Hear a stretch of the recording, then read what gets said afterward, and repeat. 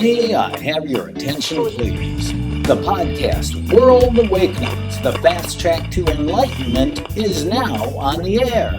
May I have your attention, please? The podcast World Awakenings is now on the air.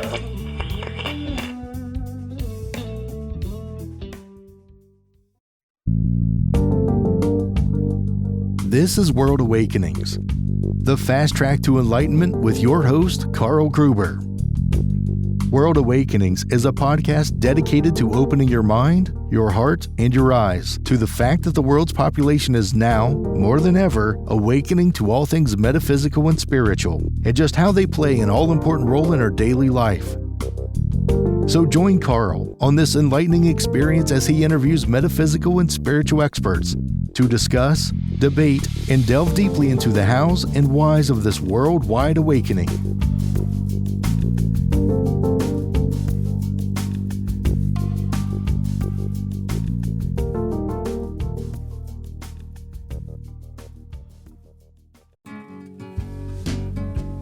We welcome you to the World Awakenings podcast.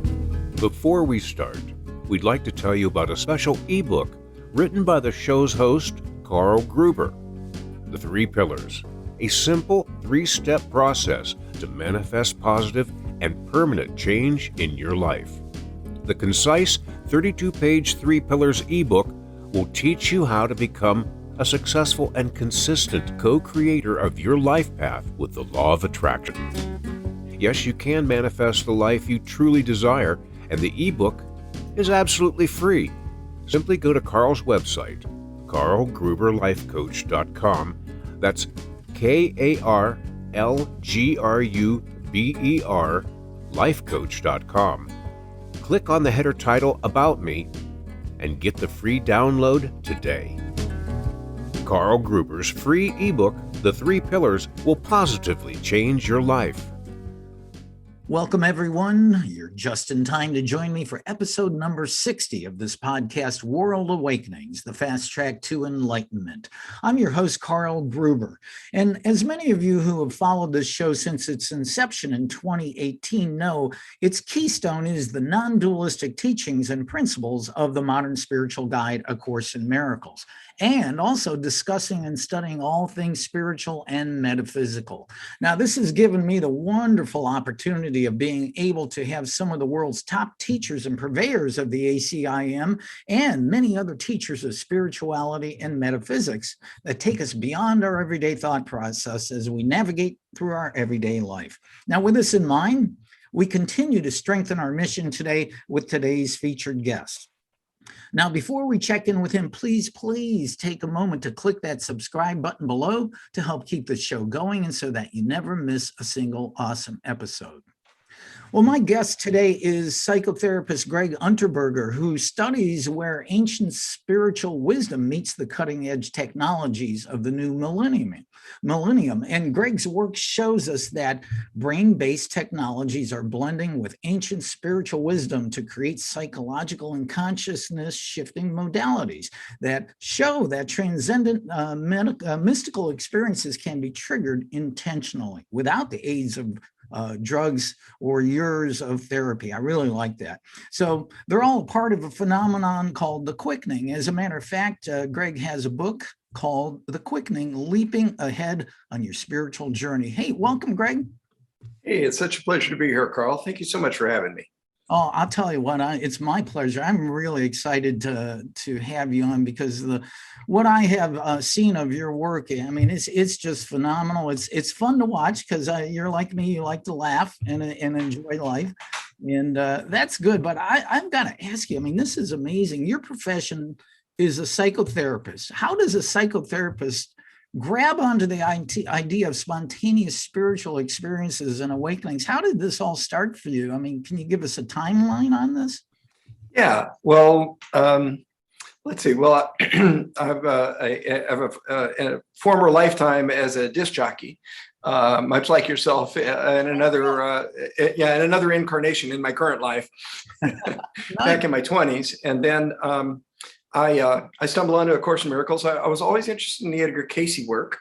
The so-called American prophet who gave 14,000 trance readings. Fascinating work. And as a child growing up, I was exposed to those kinds of things in meditation. So kind of so-called New Age thought or whatever, or metaphysics wasn't completely new to me. But I discovered A Course in Miracles in about 1985. And I had the most amazing experience at a workshop. I was listening to a workshop leader, Dr. Frank Allen, talk about A Course in Miracles. And about halfway through his lecture one night, talking about the Course, a little inner voice said, "Follow him. He's been where you're going." And I went, "What?" And it was very calm, very still, not demanding, not angry, not booming, thundering like some sort of God in movies or something, saying, "Follow him. He's been where you're going."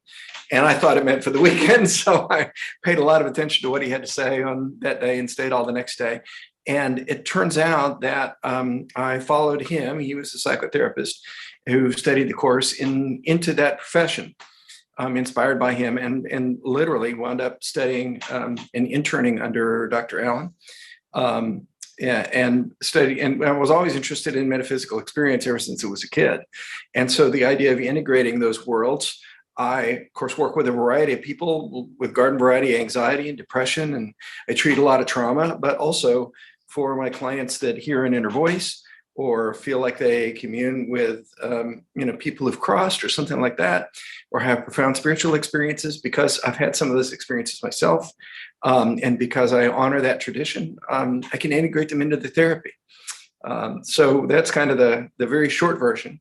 And this aspect of psychology, the so-called third wave in psychology, which has been called humanistic psychology or transpersonal psychology, is a deeply, if you look at it, although the terminology isn't always spiritual, the meat of the teachings are that there is something beyond our personality that Freud talked about, that is something beyond the person, transpersonal psychology, something that transcends Gregg's personality or Carl's personality. And, again, people call that spirit or soul or the divine, the spark of consciousness, whatever you would like to call that.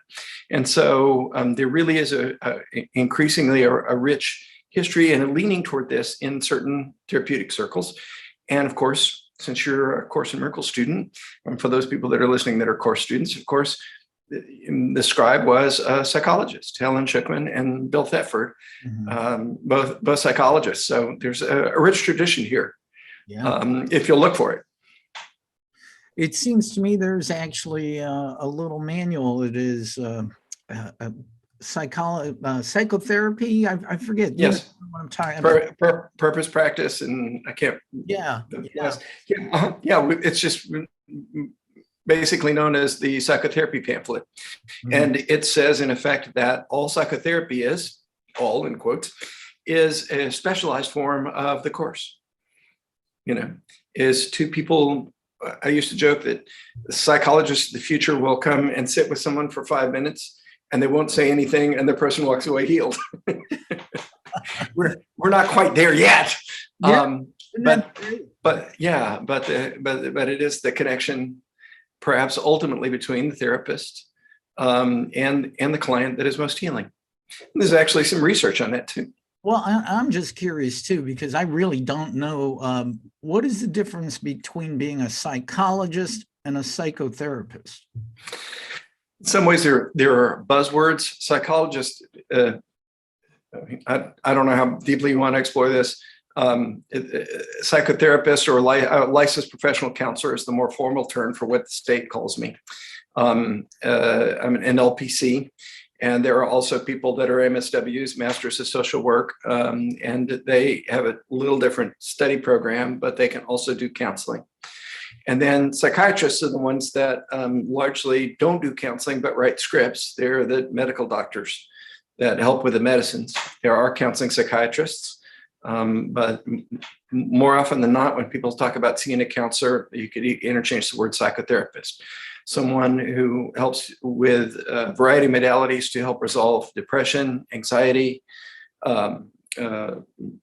trauma, and sort of garden variety dysfunction in our relationships, which we all have. Well, let me get this straight. You and I are both ex-radio disc jockeys who are now spiritual students.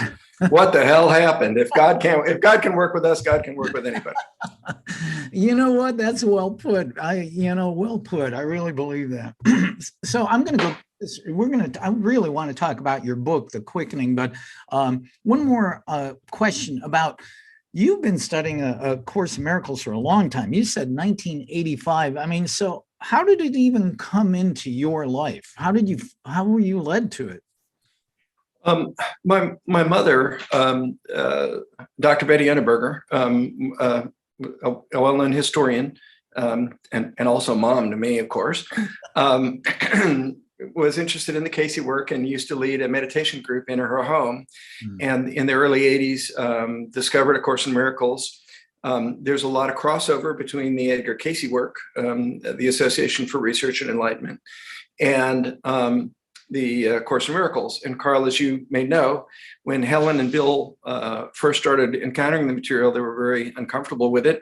And the first place they took it was to Virginia Beach, to ARE headquarters, the Association for Research and Enlightenment, that studies the Edgar Casey material. And they took it to Hugh Casey, who was Edgar's son, the psychic son.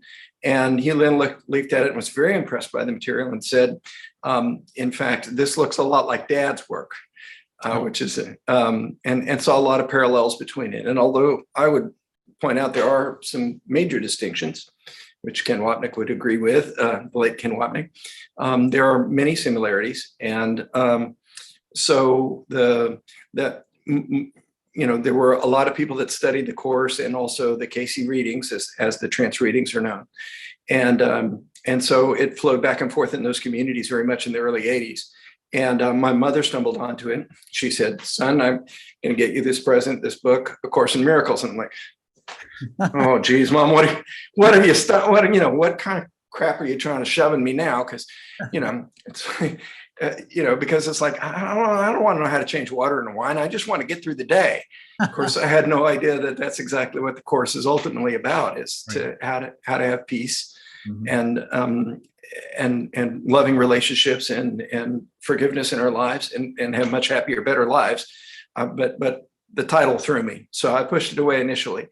And then one day I sat down and read it with my wife at the time, and we read the introduction, and it's like time stood still. And Carl, I had no idea what any of it meant. Right. I was absolutely clueless. It might as well have been in Japanese.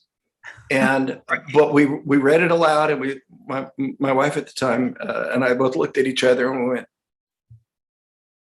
"Are you feeling this? Because something just happened in here, and I don't know what the hell's going on here, but I think we better study this." Yeah. And of course we did.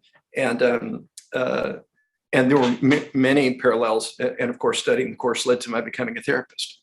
So yeah, that's how we stumbled onto it, and just took it on as a daily practice, and then attended a lot of workshops. And of course, just I would say this to any serious course student: get a hold of the work by people like Ken, and a nice little book by one of Ken's students called The Way of the Eagle, or From a Chicken to an Eagle. Also wonderful little handbooks. I call them the course in shorthand. Of course, there is no substitute for reading and working with the lessons.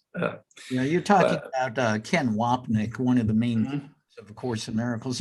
It's so funny that you mentioned when you first started reading A Course in Miracles, it may as well be in Japanese, because I've had Gary Renard on my show a couple times, and Cindy Laura Renard's been on, both of them together and solo. And I went to last year in Texas, in San Antonio. I went to one of their workshops and went to dinner with them. And Gary and I were talking about our first experiences reading A Course in Miracles. And he said, he just looked at it and he said, "What the hell is this?" That's exactly Gary's words. And so, but you have to persevere, and you start to feel it. There's something here, there's something here. Well, and of course, this, there are parts of the course that are so incredibly moving and beautiful, and are written in Shakespearean free verse, iambic pentameter. Yes. And they're just absolutely poetic, and they speak to you instantly. And then parts of A Course in Miracles just make you want to pound your head against the wall till it bleeds and throw the bloody book away. And I can't tell you the number of people that I've known that have encountered A Course and threw it off a bridge or threw it in the garbage or burned it. And then, several years later, picked it back up again and studied it again. Ken has said that, as I'm sure you know, that in some ways it's written so densely because our egos we want to see the world in a convoluted way and not in a simple way. And also to really allow people to focus deeply in the material and not just glaze over it and go, yeah or no, but to really engage them. And once you start to get the basic ideas from the course, though, and I suggest anybody to have supplemental material to read along with it or watch some videos, it really takes off. But it is, as the course itself says, all this course asks of you is a complete reversal of your current thought system. It's like, oh shit, well, if that's all, nothing to it, right? All this has to flip my worldview completely. Got it. Okay, I can do that. No sweat. That's all. Not much. Well, with that, I am just fascinated by your book, The Quickening, Leaping Ahead on Your Spiritual Journey. And I've only just got the ebook a couple days ago, so I haven't had a chance to read a ton about it, but I've watched your YouTube videos, your teachings, and tell us exactly what is a quickening? What is this book all about? Well, A Course in Miracles says that miracles collapse time. And it does so without changing the timeline. And it uses very flowery, extensive language that I won't drag everybody through because I can't remember it in the moment, to be honest with you. Okay. But in the movies, we talk about, somebody changing a timeline, like they go back in time and Back to the Future and change the timeline. And what it says is when we're open to the concept of miracles, that the amount of time that it might take for a powerful development or emotional or psychological healing or a new step on the spiritual journey to take place can be collapsed and compressed. And so it happens much more quickly. And as I studied the Edgar Cayce readings, I found out that, in fact, Cayce in trance as an oracle or as a channel talked about the possibility of a quickening, and that quickening was required in everyone's life. And that these jumps could be made, he said things like a moment at the feet of the master is equal to days or hours in the tents of the wicked, which is a good thing to remember next time you go camping. But all kidding aside, we've all had those moments where it's like, oh, my life changed when I read that book. Okay. So quickenings aren't about Gregg or about Carl or about the techniques that I use, but we've all had those moments where we suddenly put something together. And usually it's an experience. Experiences teaches us ways. It's like, God, I got to quit smoking. I got to quit smoking. I got to quit smoking. Oh my God, my uncle, who I love dearly, just, died of lung cancer, and the cigarettes go out and we, don't smoke ever again. There are all kinds of stories like that. And in fact, even in 12-step traditions, it talks about a spiritual awakening as the 12th step. So that the desire to drinking is taken from us completely in 12-step circles. And so obviously, and I think anybody can point to a moment in their life where, something shifted. I fell in love and all of a sudden I knew what it was to commit. Or I looked into the eyes of my baby boy or baby girl for the first time, and they're firstborn, and my life changed completely. I knew I had to dedicate myself, and a lot of the selfish notions that I had all fell away, and my life was about caring for this child. Mm-hmm. And in that moment, I may, doubt will come and go to come again, as the Course would say. But in that moment, I knew who I needed to be with that child, with that other being. And so then these are what we might call quickenings. We could call them miracles. We could call them breakthrough sessions in therapy. Oh, you had a breakthrough session. I've been working. And then all of a sudden it all came to me. We could call all of these quickenings. And I don't, like the Course, I don't want to get too caught up in words or terminology, but it is an acceleration that we would not normally think would be possible. So one of the stories I tell in my book is about a woman who was driving her car, and she had her kids in the backseat of the camper, and they don't know exactly what it is. Probably a bolt from an 18-wheeler or something comes crashing through the windshield of her car, and trigger warning here, whistles right through the head of her husband, who is killed instantly. Oh, man. And back into the camper behind her where the kids are playing. And, she looks over, 1 minute he's there, and the next minute he's gone. Absolutely nothing to predict it. And her first thought is, I wonder if the kids are okay, and tell the kids to get down. The kids are okay. And she has this experience, and it has haunted her. It shows up in nightmares. It keeps continuing to haunt her. And when she came to see me, it had been 7 years since that accident had taken place, but she was still haunted in nightmares, and she missed her husband, and would relive those thoughts sometimes, those horrible images and memories. We would call this post-traumatic stress disorder. We did a single 3-hour session using a technique called EMDR, eye movement desensitization and reprocessing. Okay.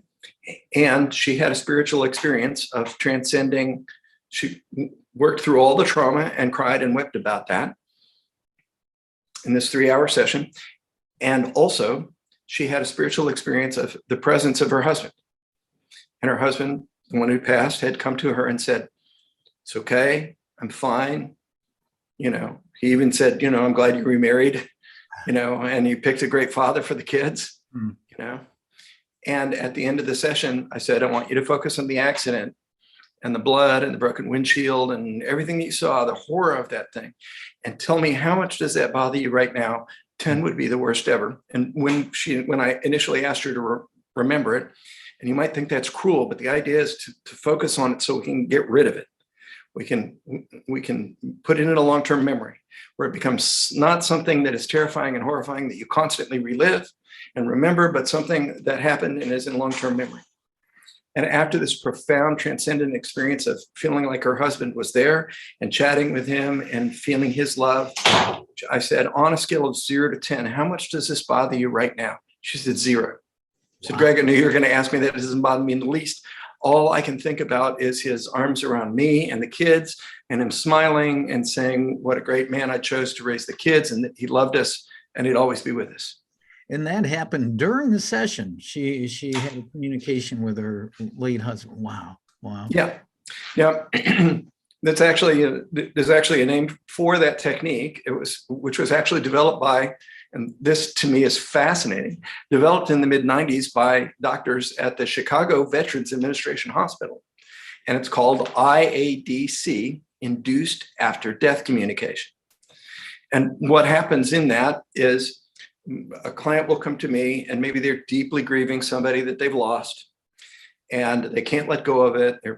It's been weeks or months or years, and it's so overwhelming. And it induces a state of consciousness, which is not hypnosis, not guided imagery, where we've done brain scans of these kinds of things, where the brain, left and right hemispheres of the brain are talking, chatting back and forth very rapidly with each other.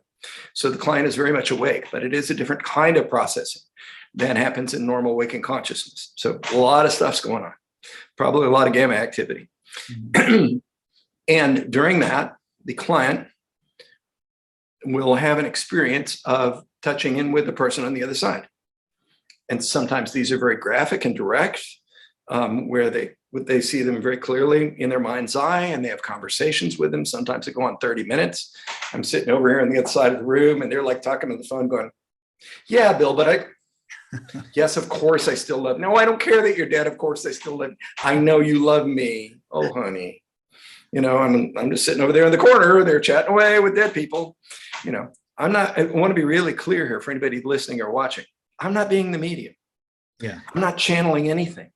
I did not take them through guided imagery. They are not under hypnosis. This kind of eye movement induces a state of brain processing where once the intense emotions around the loss can be desensitized, kind of wrung out, if you will, it brings in a stillness and a peace, and that makes communication potentially possible. Now, are these experiences real? Are they making them up? It's like, I wished we knew. What we can say is that in preliminary studies, over 94% of the people that have had them in Dr. Alan Botkin's original studies on this at the Chicago Veterans Administration Hospital, over 94% of people believe they are real. They're absolutely convinced. They're absolutely convinced beyond a shadow of a doubt, yes, they were here. Okay. Now, we've never had anybody walk in the room in the middle of one of my sessions in spirit form, but I have had people say, I could smell his cologne. Or, oh, that was my uncle, right? He's a beer drinker. I could smell the beer all over. I said, you imagine that? It's like, no, I could smell it. Yeah. You know, and other people that have lost pets, I've had people, you know, and they're, as far as I can't see anything. They're sitting there petting thin air, and they will swear, I could feel my cat's fur. Well, you know, that's interesting because obviously this is great at healing modality for PTSD, and very important because that comes in so many forms. You just mentioned a pet. Our friend Fiona Williams, who you wrote a beautiful testimony in her new book, Awakening to Your Right Mind. Fiona's been on the show. She had PTSD with caregivers, PTSD with her old dog. And so, yeah, I don't know if you've done a session with her, but I just thought of her right away when you said that. Yeah. These modalities are incredibly healing. And to be able to go from, you know, thinking about the loss of someone and it being gut-wrenching. I mean, when I first, for example, for the woman that had the accident and lost her husband, when I first asked her to think about it, she was crying and literally shaking. She was having a full-blown flashback.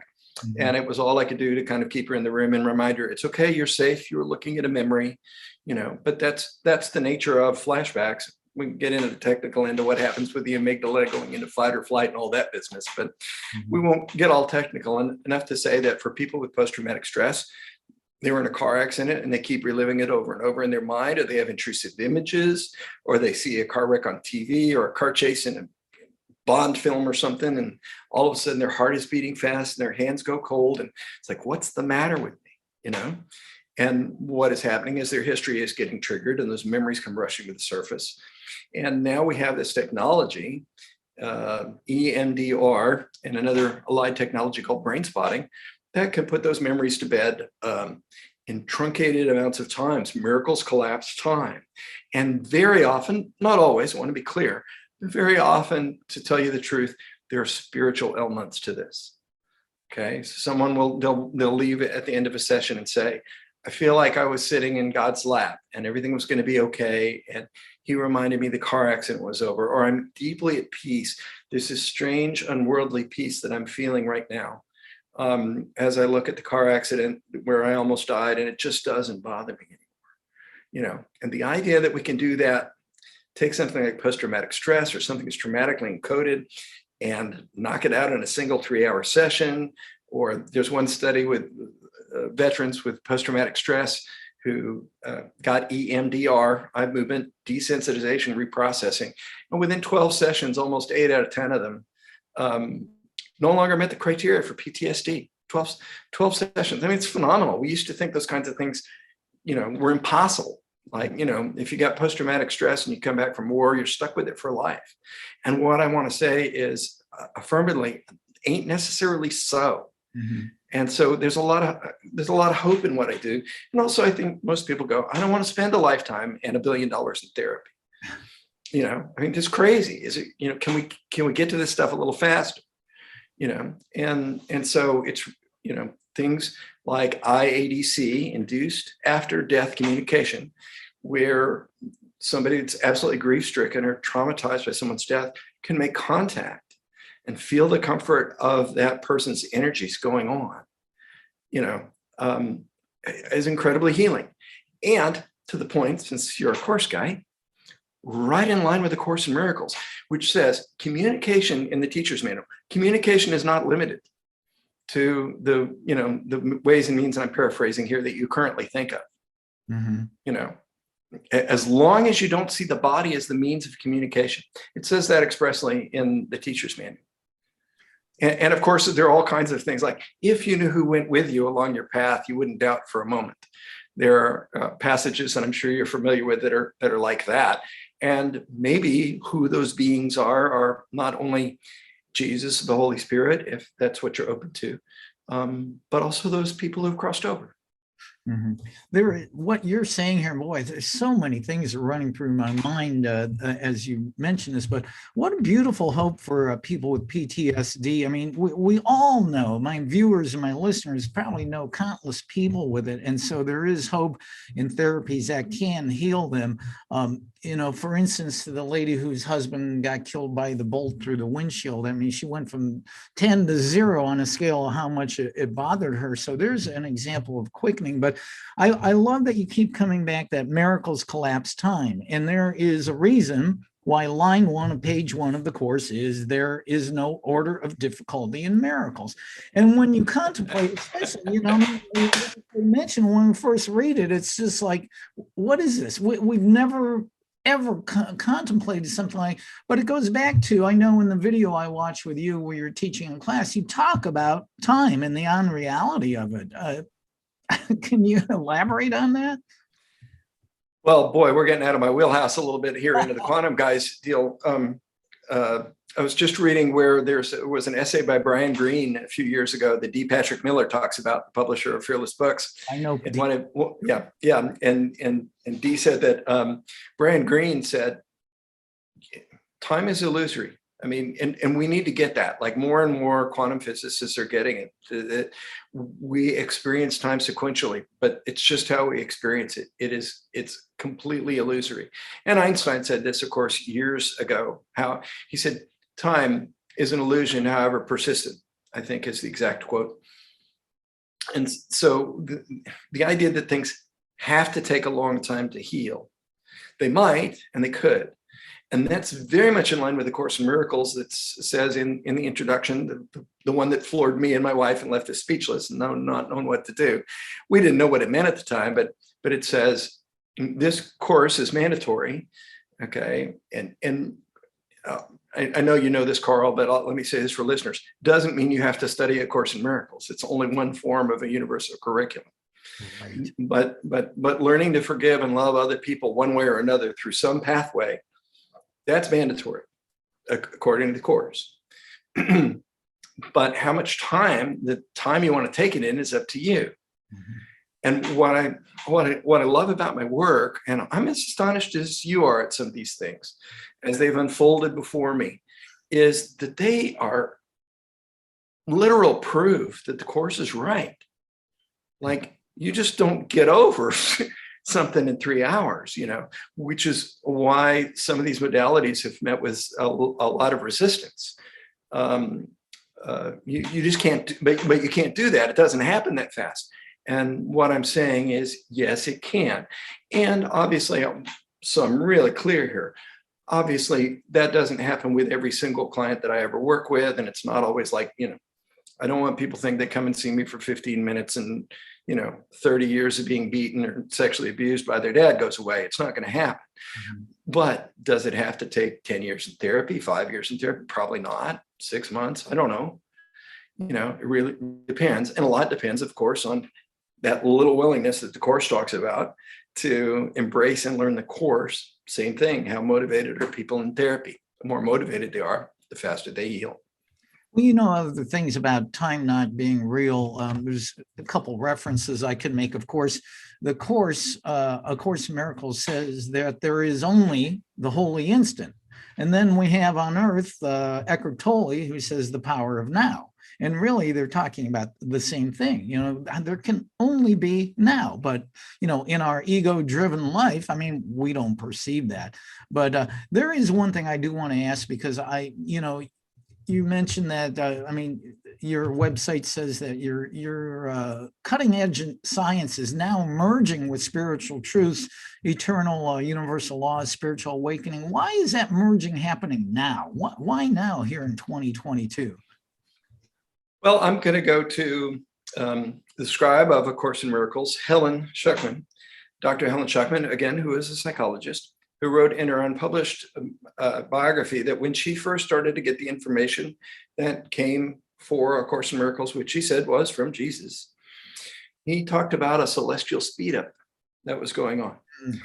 That, and I'm going to paraphrase this, but you are welcome. It's in the introduction to A Course in Miracles in the Foundation for Inner Peace publication of the Course. And it's also, there's more of it in detail in Ken Wapnick's book, Absence from Felicity, which is about Helen. But Helen said, as the voice spoke through her, she said, "Why now?" And the author of the Course described what she said was Jesus. And of course, Helen was Jewish. So the first question she said was, "But I'm Jewish." And Jesus said, "Yeah, me too." And she said, "Why did you come to me?" And, a Jewish agnostic. And he said, "Because you'll do it." Right. And sure enough, proof's in the pudding, she did. She could be kind of obsessive, and as petrified as she was of the material and resistant to it, she did scribe it. So anyway, as the man who fell off the Empire State Building said, "I've got to get back to my story." There's my bad joke. I'll promise to move on. So apparently Jesus said that the world was in dire need of something to pick up the pace, that things were going south in a big hurry. And as part of the celestial speed up, A Course in Miracles was being brought into being. My guess is that a lot of these new modalities are, if you want to wax spiritual, and I will, because it's that kind of program, God's grace. Mm-hmm. This is God's grace. There are these modalities that make healing much more possible, and also open up the doorway to spiritual awakening, or expanding on spiritual awakening. One of the techniques I've developed is called spiritual activation. And it actually allows someone to take a spiritual experience that they've had, imagine the most profound, beautiful spiritual experience you've ever had in your life. And you say, if only I could relive that, if only I could re-encounter that. Mm-hmm.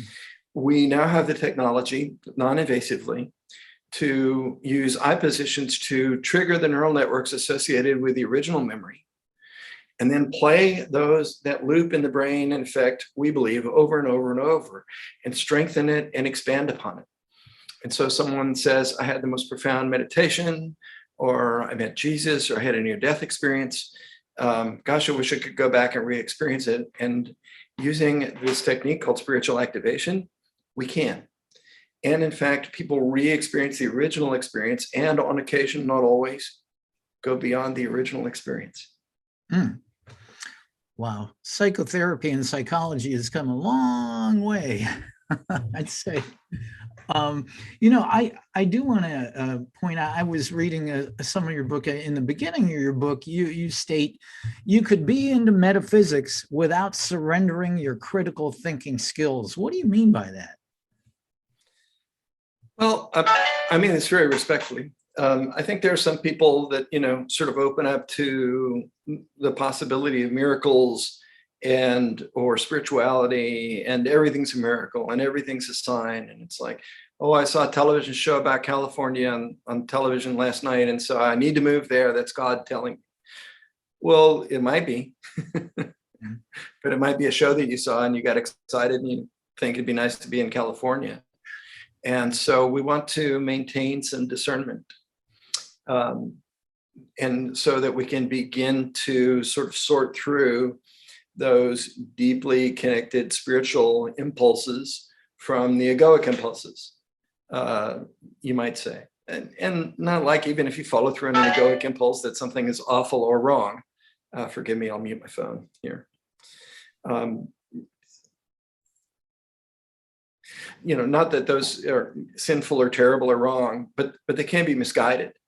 And so we need to bring critical thinking skills to bear. And in the same way, like in induced after-death communication, just because someone believes that they have talked to somebody who crossed over, I would never tell them you're lying or it's not true.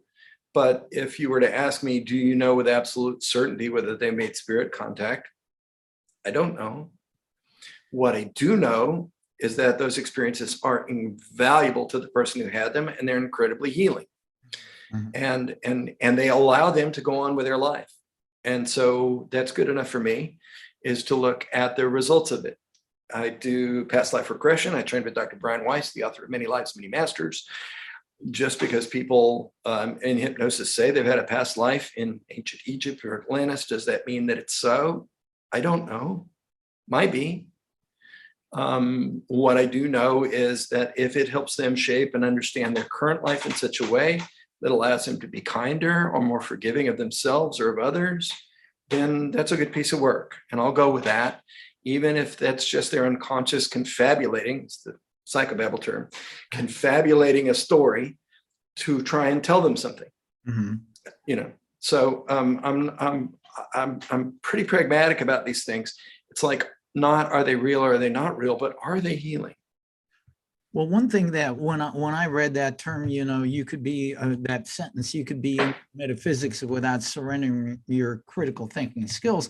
I mean, so many people in the sciences especially are just stuck in that egoic paradigm. Well, this is the way it is, and all that metaphysics is a bunch of crap and woo-woo. And so to me, that's actually an enlightening statement. You can study this, but you don't have to give up your principles and your thoughts, but you're allowing yourself to evolve and learn more. No, and in fact, if you do the research, you may be familiar with Dr. Dean Radin, who is a particle physicist, and who says with absolute certainty, he says ESP exists. There's just no question about it. You can't look objectively at the evidence, the research that's been done, and say that it doesn't exist. Now, the limitations of what science can prove. There is a certain amount of wiggle room in there that it can demonstrate and some that it can't. But he says, if you look at the research, and again, this guy's a particle physicist, this is what he does for a living, and he's done a lot of research in it himself. He says you will see that there's plenty of evidence of that.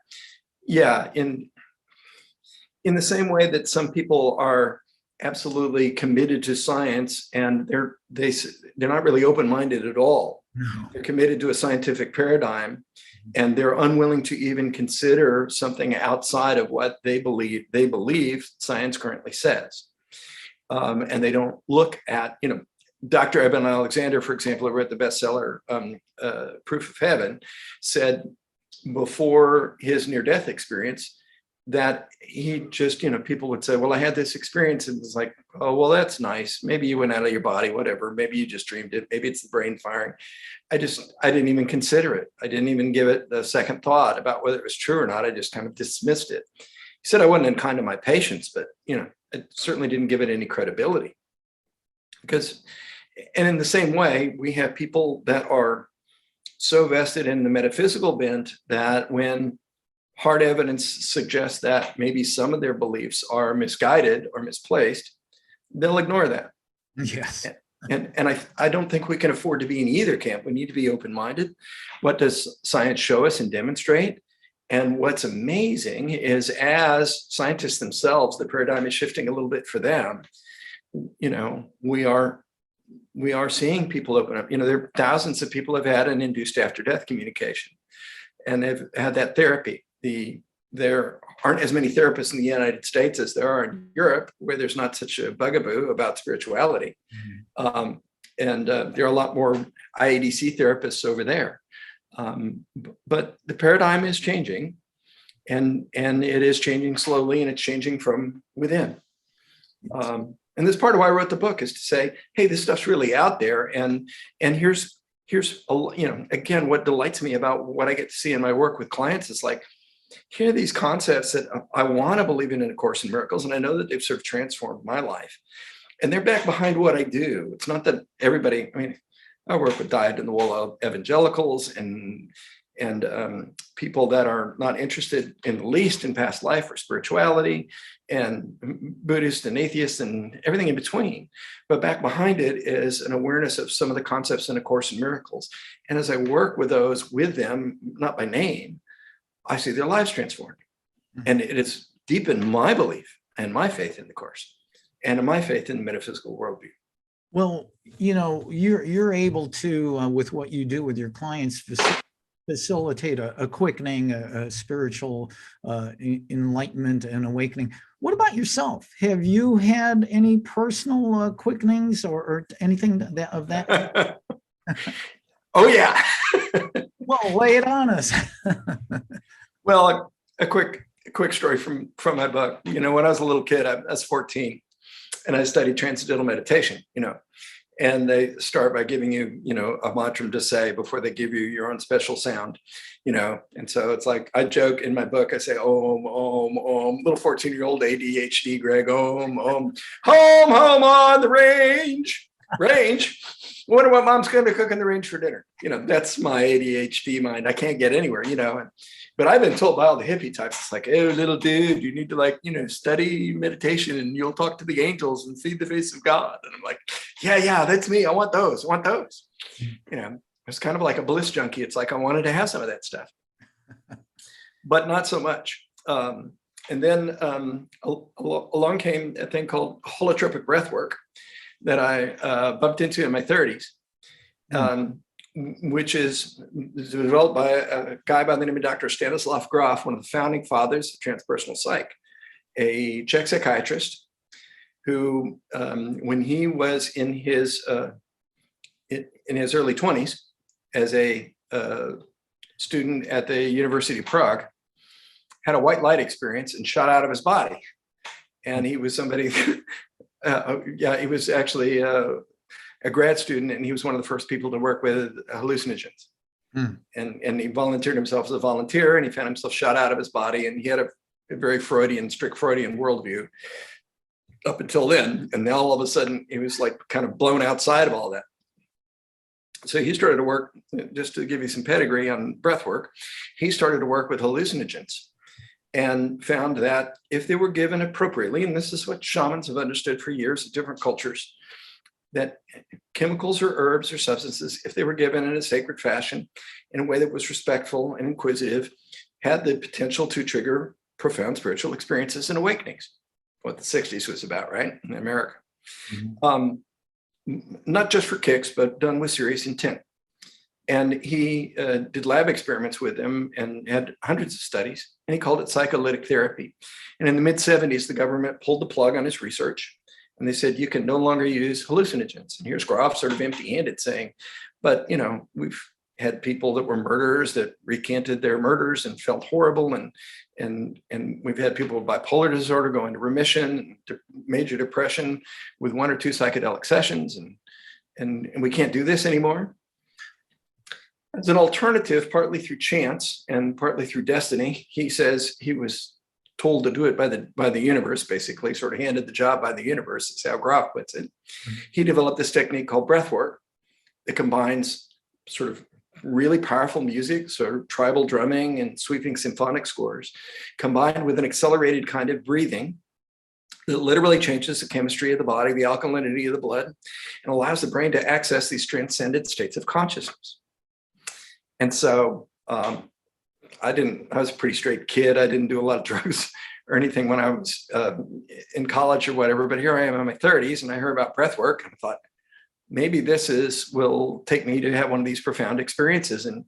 And sure enough, I went to a workshop led by Grof, one of Grof's students. And I've looked around the room. These people there's a lawyer over here, here's a housewife, here's a massage therapist, just seem like normal everyday people. And we all start breathing and listening to music, and people have these profound internal experiences. They're remembering past lives. Some people say they're having physical healings. Some people are saying that they meet people who've crossed over in these non-ordinary states of consciousness, as Grof liked to call them. He didn't. He thought, ordinary is like when we go to the grocery store or run errands around town. Non-ordinary are those places where we are touching another level of reality. So, I started, that was really my first introduction to some of those larger experiences. And I've done a lot of breath work in my day. And every time I've done that, I've had a sense of sometimes remembering a past life, sometimes contact with somebody who's crossed over, sometimes a sense of what was next for me on my spiritual journey. And in fact, it led me to develop my own form of breath work, which I call transpersonal breath work, a variation on Dr. Grof's work. and make that available to other people. And in the book, there's a whole chapter on breath work and the kinds of things that people experience. And the stories are unbelievable. Most people go, did this really, they'll ask me if they meet me in person, did these things really happen? And it's like, yeah, they do. And not only with my form of breath work, but also in holotropic breath work or integrative breath work, which has developed, some of your listeners may know, Jacqueline Small, a spiritual teacher and who started as an associate of Groff's in breath work and spun off her own school of it. So yeah, I've had a few, and they've all just, what I say in the book is, the spiritual teacher Ram Dass says, our journey is to identify ourselves with our soul. Like, who are we at a soul level? Mm-hmm. Okay. And the more and more we have transcendent experiences and we know who we are,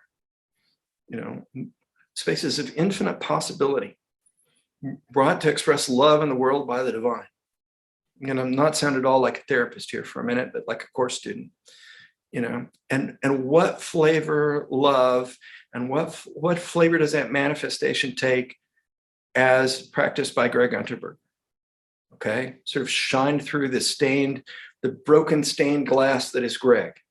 What amazing radiant colors shine through to illuminate the cathedral floor and fall on my clients' faces. Okay, it's the same white light, but it's coming through this beautifully shattered glass, very all brokenness intended at this level, at the egoic level, and brings light into the cathedral. And what an amazing light comes from Carl and his kindness and his laugh and his dedication to this work through his podcast and as a course student and to his cat probably, and on and on and on, So then when we know who that is, and then we know how to express ourselves in the world. And the more we sort of go to that place, we can't live there all the time. At least not most of us can, not in our current incarnation. But the more we have those transcendent experiences, so we know who we are, then the better we're going to be at expressing the deepest love and the most appropriate manifestation of that in the world. Well, this is just so far-reaching, and I'm hearing about things that I've never really heard about, and it's such great hope that there are modalities that you can do to help people have these quickenings and recover from all of these things. And it's interesting you mentioned hallucinogens. Many of my colleagues and my guests on the show have worked with plant medicine. Ayahuasca specifically, and most people go down to South America, but yes, they do it in a ceremonial situation with a shaman or a teacher who knows how to do that, so they don't go off in the never land. And they have had some profound spiritual changes and everything. Oh my gosh, just so much great stuff. And Gregg, I'm respectful of your time and also my viewers and listeners. We're going to wind down here a little bit, but I want to ask you this. I mean, in my view, the entire world right now is in PTSD. Why is it what you're teaching about spontaneous enlightenment and quickening more important than ever in today's world of global fear and chaos? Yeah, it's a great question. And the CDC has said that there is going to be a wave of depression and anxiety and post-traumatic stress. Okay, and I'm seeing this in all my clients, and I don't mean like everybody's PTSD, but I'm seeing aspects of it in that everybody listening right now has their own core of what's going on, in their own lives. So I'm having trouble, my son won't talk to me. My daughter's going through a phase. I'm afraid my wife or my husband is having an affair. I don't know if I'll keep my job. I can't make enough money, and then there's this. It's really almost like the boogeyman, isn't it? It's like there's COVID out there and it can come in through the walls and it can come get you in the middle of the night. You can be hugging somebody and and this is post-traumatic stress, is that sense of like constantly looking around, leaving wartime, coming out of the war zone and still looking around all the time. Where's the sniper going to get me from? And so there's a lot of anxiety, a lot of hypervigilance is the psychobabble term for it. That sense of like, when's the other shoe going to drop? And I mean, and the Course says there are two emotions, love or fear, and we're in a lot of fear right now. So yeah, it's nice that we have these healing modalities. It's nice that we have pathways. And I think it's so important that we remember that Course is not just a book that we read and, oh, that's interesting, but it is a pathway or a journey, or whatever that pathway is for your listeners, whether that's yoga, or, whether it's meditative practice or TM or sacred herbs, if they're used with good guides and with appropriate time and place, that they are actively doing something to sort of reset things, because this wave is coming. It's already here, is the truth of it. Yeah. And, it's interesting for me. I've studied a lot of this to see how psychology, psychotherapy has evolved. And I've been a fan of Dr. Martin Seligman of the University of Pennsylvania, of positive psychology. And good stuff. Also, I saw this in your video, you talking about flow, and the main purveyor of that is a guy with a long Polish name, Mihaly Csikszentmihalyi, from Claremont University in California. He wrote the book Flow, and he is also another one of the major purveyors of positive psychology. So yeah, the positive stuff, the loving stuff, the merging of sciences and spirituality is just phenomenal. I'm so grateful. We've been talking to Dr. Gregg Unterberger and his book, The Quickening, Leaping Ahead on Your Spiritual Journey. I can't recommend that book enough. You've got to get a copy of it. I'm going to read more of it tonight. And Gregg, how can people connect with you? Do you have a website? Do you work one-on-one or do events? I have a series of events that will be coming up in Lilydale, New York. It's a spiritualist hotbed in upstate New York near Buffalo this summer. I'll be doing an online loneliness. There is an epidemic of loneliness. 1 in 3 Americans say that they are desperately lonely, and over 60% of people 25 and under say that loneliness is a serious daily occurrence for them. So there's an epidemic of that. And I've got an upcoming online series called Conscious Connections. How do we build those connections and how do we have them? And we'll build them within the group and also give you tips and tricks. Because one of my clients said, how come it was easy? I remember going next door and knocking the door and say, can Billy come out and play? And we were friends. And now it's just, it seems so hard. So yeah, we've got some upcoming events at Lilydale, and there'll be more in-person events. My current GreggUnterberger.com, I think, is currently down, but I have another website that's out there. They can contact me through Facebook. Just friend me on Facebook, and say where that you heard about me on the podcast. And but I do work exclusively online. I closed my office. I didn't know that therapy, if therapy would work online, but as it turns out, it does. I've done induced after death communication and EMDR, with people around the country. And as long as there are legal remedies that will allow us to work across state lines, in many states there are, I work with people all over the country, and would be happy to work with some of your listeners in resolving their trauma or depression or anxiety, or just trigger a spiritual awakening. Wow. And anytime that I get to talk to somebody about A Course in Miracles and promote it and discuss the beauty of it all, I really appreciate it. Gregg, what you are doing is truly, truly making a positive, beautiful change in the world, individual by individual at a time. And hopefully the people who see this and hear this are going to gain some real enlightenment here. And hopefully if you have PTSD, you know where to go now too. Or what to do. Gregg, thank you so much, man, my friend. I really appreciate it. Namaste. Thank you so much for having me. Thanks. This has been another episode of World Awakenings, the fast track to enlightenment with your host, Carl Gruber, a certified law of attraction life coach. We welcome you to tune in each and every episode of this podcast, World Awakenings, as we open your mind, your heart, and your eyes to the fact that all the world's population is now, more than ever, awakening to the truth of all things metaphysical and spiritual, and just how they play an all-important role in our moment-to-moment everyday life. Much love and light to you, my friend. Thank you for tuning in.